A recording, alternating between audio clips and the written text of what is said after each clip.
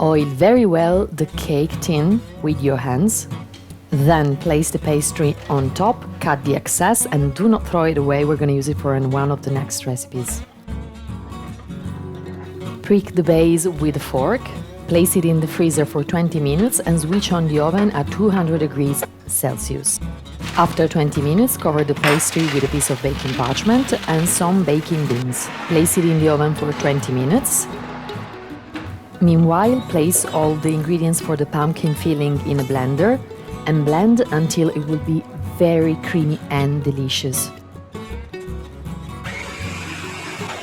Carefully remove the beans and bake the pastry for another 10 minutes. Then prepare the maple pecans and put them in the oven at 160 degrees for 15 minutes.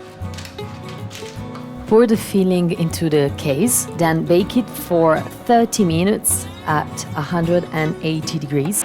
Top with the roasted pecans and enjoy!